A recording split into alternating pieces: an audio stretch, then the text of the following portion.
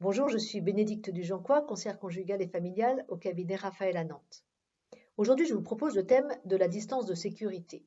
Vous savez, cette mesure qui nous est imposée d'une distanciation physique pendant le confinement.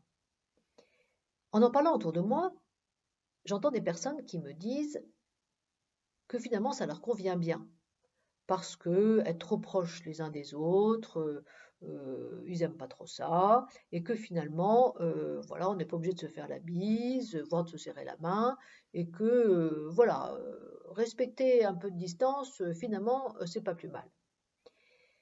Et puis il y en a d'autres qui me disent combien c'est difficile pour eux parce qu'ils ont besoin de manifester soit leur affection, soit leur assentiment, en tout cas une proximité physique, et que donc là, ils peinent un peu parce qu'ils ont l'impression d'être très loin des gens et de ne pas avoir de contact.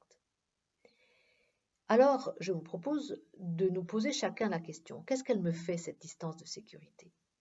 Est-ce qu'elle est confortable? Est-ce qu'elle est inconfortable? Est-ce qu'elle me pèse?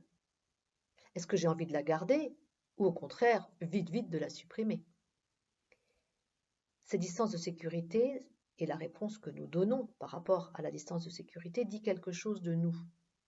Je crois que c'est intéressant que nous puissions aussi en parler entre nous, en famille, parce que ça marque nos relations. Nous le savons bien, il y a des personnes qui sont tactiles et d'autres qui ne le sont pas. Des personnes pour lesquelles la proximité physique est très importante et pour d'autres beaucoup moins.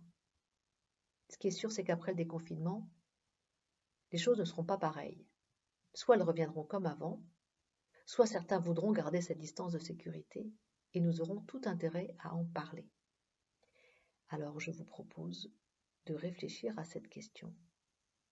Est-ce que j'ai envie de garder cette distance de sécurité parce qu'elle me va bien, ou est-ce que j'ai envie au contraire de revenir vraiment comme avant?